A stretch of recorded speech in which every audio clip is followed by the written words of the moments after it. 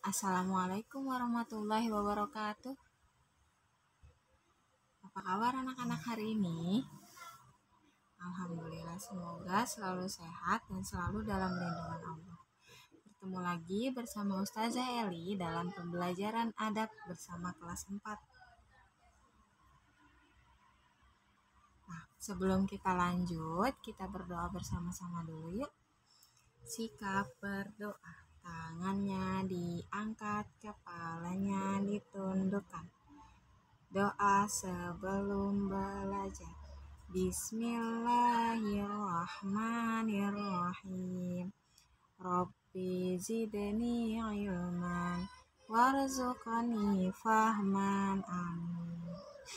Alhamdulillah, kita sudah berdoa hari ini. Semoga hari ini teman-teman diberi kemudahan dalam mengikuti pembelajaran daring dan diberi kemudahan untuk menuntaskan proyek hari ini. Nah, hari ini Ustazah Eli akan membahas tentang adab canda dan tawa dalam Islam. Dalam Islam, segala sesuatunya memiliki aturan yang pasti. Aturan itu tertulis dalam Al-Quran dan Al-Hadis, juga dicontohkan oleh Nabi Muhammad SAW. Nah,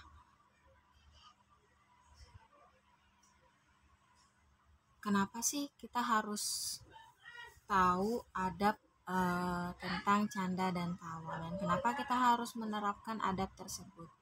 Karena tertawa merupakan fitrah manusia yang tidak diberikan kepada hewan. Namun Rasulullah memerintahkan umatnya untuk tidak banyak tertawa karena akan mematikan hati. Nah, tertawa itu merupakan fitrah yang dimiliki oleh manusia, yang bisa dilakukan oleh manusia. Hewan tidak bisa melakukan itu. Jadi kita diperbolehkan untuk tertawa namun tidak berlebihan menurut berdasarkan sabda Rasulullah bahwa tertawa itu akan mematikan hati. Rasulullah pernah bersabda, "Janganlah kamu tertawa berlebihan karena itu akan mematikan hati." Nah, nanti Bu Eli akan menjelaskan apa saja dampak-dampak negatif dari tertawa yang berlebihan, canda tawa yang berlebihan. Ada juga adab-adab ketika canda tawa atau bercanda atau tertawa bersama teman. Itu nanti kita akan bahas di sini. Pertama, akibat seringnya bercanda dan tertawa. Seringnya bercanda dan tertawa itu ada dampak negatif dan positifnya. Positifnya mungkin dengan kita bercanda dengan teman, bercanda dengan saudara, itu akan menjadikan kita satu sama lainnya menjadi akrab, persaudaranya menjadi akrab, dan tidak ada lagi kecanggungan atau rasa kaku, tidak ada. Namun bercanda yang berlebihan atau tertawa yang berlebihan itu memiliki dampak yang negatif untuk diri sendiri. Apa saja sih akibatnya jika kita terlalu sering bercanda dan tertawa? Pertama, keburukan dari sering bercanda dan tertawa. Pertama, hatinya menjadi mati. Bagaimana sih orang yang disebut hatinya menjadi mati? Hatinya seseorang yang mati itu seperti apa? Hatinya seseorang yang mati, jika hatinya itu mati, maka akibatnya orang tersebut bisa bermalas-malasan dan bermalas-malasan dalam mengerjakan kebaikan, ketaatan. Jadi hatinya malas untuk melakukan kebaikan. Juga meremehkan sesuatu, meremehkan omongan orang lain, tidak menghargai orang lain, termasuk bisa juga meremehkan ayat-ayat suci Al-Quran atau tidak mau mendengarkan nasihat dari orang lain. Itu seseorang yang hatinya mati. Nah, tentu kita tidak mau ya seperti itu, karena orang yang meremehkan Al-Quran, orang yang tidak menghargai orang lain, itu adalah negatif atau kejelekan yang tidak seharusnya kita lakukan. Karena itu bukan menghasilkan pahala, hanya menghasilkan dosa. Kemudian yang kedua, akibatnya adalah menyibukkan diri sehingga tidak mengerjakan hal-hal yang bermanfaat dan tidak memiliki wibawa. Karena banyak bercanda, banyak tertawa, maka akan lupa dengan kewajiban-kewajibannya, akan lupa dengan pekerjaan-pekerjaan yang seharusnya baik, itu menjadi buruk karena melakukan pekerjaan yang kurang bermanfaat, yang tidak bermanfaat. Jadi bercanda dan tertawalah kamu secukupnya, tidak berlebihan. Kemudian yang ketiga, bisa menimbulkan permusuhan secara tidak sengaja. Kenapa bisa menimbulkan permusuhan? Karena dengan alasan bercanda, alasan tertawa, kita bisa mengejek orang lain, atau mungkin menjelek-jelekan orang lain, atau mungkin menyindir orang lain, menyinggung orang lain. Itu bisa menimbulkan permusuhan karena ada sakit hati antar sesama. Maka di sini kita harus hati-hati dalam bercanda dan tertawa. Nah, maka diaturlah adab dalam canda tawa dalam Al-Quran dan Al-Hadis. Apa saja adabnya? Nah, inilah adab-adab bercanda dan tertawa.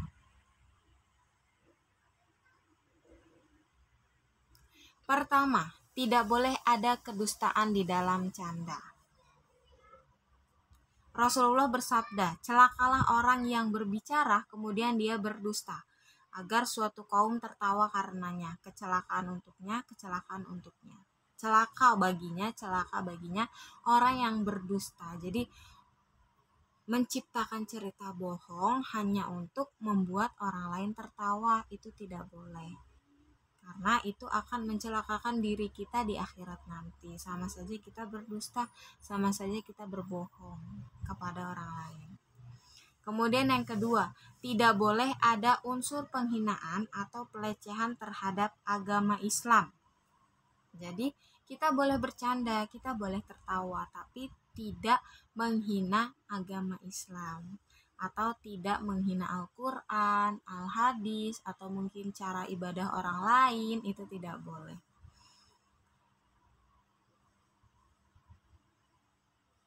Seperti yang dituliskan dalam Al-Hadis yang sudah teman-teman baca di materi yang sudah dibagikan, itu tertulis, dan jika kamu tanyakan kepada mereka tentang apa yang mereka lakukan, tentulah mereka akan menjawab, sesungguhnya kami hanyalah bersenda gurau dan bermain-main saja.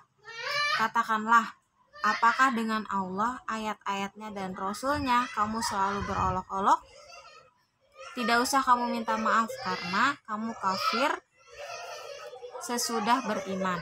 Jika kami memaafkan segolongan kamu lantaran mereka taubat, niscaya kami akan mengazab golongan yang lain disebabkan mereka adalah orang-orang yang selalu berbuat dosa. Jadi orang yang mengolok-olok agama itu orang yang selalu berbuat dosa. Kemudian yang ketiga, tidak boleh ada unsur ghibah dan peremehan terhadap seseorang, suku atau bangsa tertentu. Jadi dalam bercanda atau tertawa itu tidak boleh meremehkan golongan tertentu, tidak boleh meremehkan suku yang berbeda dengan kita. Kita tetap harus menghargai suku yang berbeda, menghormati perbedaan, jadi tidak meremehkan dan juga tidak melakukan ghibah. Apa itu ghibah?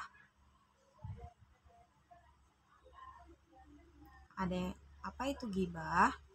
Ghibah itu seperti gosip. Jadi menceritakan tentang orang lain yang benar adanya. Jadi orang yang menceritakan tentang orang lain sesuai dengan faktanya itu disebut ghibah. Tapi orang yang menceritakan orang lain, kejelekan orang lain, tapi itu tidak benar, itu disebut fitnah. Nah, kita sudah membahas tentang ghibah di dalam adab berbicara dengan orang lain. Nah, kemudian yang keempat, tidak boleh mengambil barang orang lain meskipun bercanda. Mungkin salah satu teman melihat ada pensil temannya. Nah, kemudian kita umpetin yuk supaya nanti teman kita mencari. Nah, mungkin niat teman-teman bercanda, tapi bisa saja teman yang memiliki pensil itu kesulitan untuk mencarinya, dan juga mungkin pensilnya hanya punya satu, jadi akhirnya menjadi sedih. Itu membuat orang lain menjadi sakit hati. Jadi meskipun mengambil barang orang lain, meskipun bercanda, itu tidak boleh. Kemudian yang kelima, tidak boleh menakut-nakuti orang lain. Menakut-nakuti orang lain seperti bercerita bohong, membuat orang lain takut, membuat orang lain trauma, itu tidak boleh. Kemudian yang keenam, tidak boleh menghabiskan waktu hanya untuk bercanda. Tadi kita sudah bahas ya, tidak menyibukkan diri hanya untuk bercanda atau melakukan hal yang tidak bermanfaat. Jadi bercandalah kamu secukupnya, tidak perlu berlebihan. Kemudian yang ketujuh, tidak boleh berbicara atau melakukan hal-hal yang melanggar syariat. Tidak boleh berbicara atau melakukan hal-hal yang melanggar syariat seperti menyebutkan ciri-ciri wanita yang tidak halal baginya kepada orang lain, menipu atau melaknat, dan lain-lain. Itu tidak boleh. Jadi, jika kamu ingin tertawa, berbicaralah apa adanya dan tidak menakut-nakuti orang lain, juga tidak membuat orang lain sakit hati, tidak meremehkan golongan atau suku yang tertentu.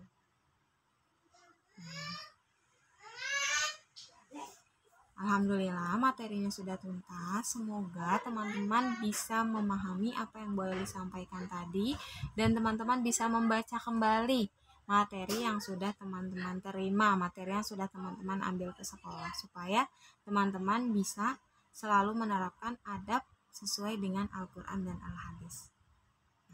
Kesimpulan hari ini, canda tawa merupakan kebiasaan yang dilakukan setiap orang untuk menjalin kedekatan dan menciptakan suasana yang menyenangkan. Namun, setiap perbuatan pasti ada batasannya untuk menjaga perasaan satu sama lain. Rasulullah tidak melarang umatnya untuk bercanda tawa. Namun, Rasulullah memerintahkan supaya tidak berlebihan agar tidak mematikan hati. Jadi, apa yang tertulis dalam Al-Quran dan Al-Hadis semua tentang diri kita, semua tentang perlakuan kita terhadap orang lain. Jika kita mau mengikutinya, maka beruntunglah kita. Jika kita mau menerapkan dalam kehidupan sehari-hari, maka beruntunglah kita akan mendapatkan pahala dan mendapatkan surga Allah. Tapi jika kita mengabaikan atau meremehkan, tidak mau mendengarkan, maka celakalah kita. Tidak mau mempercayai apa yang ada dalam Al-Quran dan Al-Hadis, maka celakalah kita sebagai umat manusia yang nantinya amalan kita akan dihisab oleh Allah.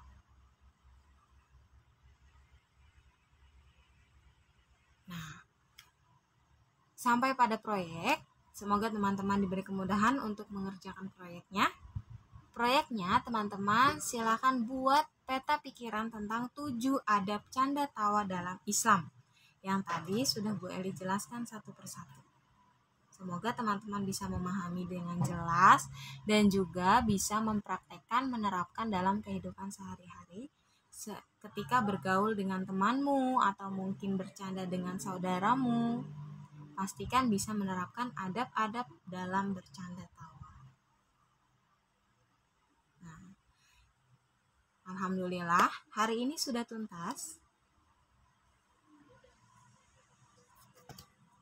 Semoga teman-teman diberi kemudahan, diberi kelancaran dalam mengerjakan proyeknya. Kita akan membaca hamdalah bersama-sama. Alhamdulillahirabbil alamin, segala puji bagi Allah Tuhan semesta alam.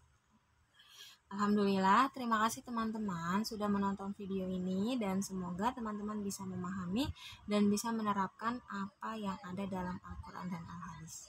Selamat mengerjakan proyek di rumah, semoga selalu sehat, selalu dalam lindungan Allah. Assalamualaikum warahmatullahi wabarakatuh.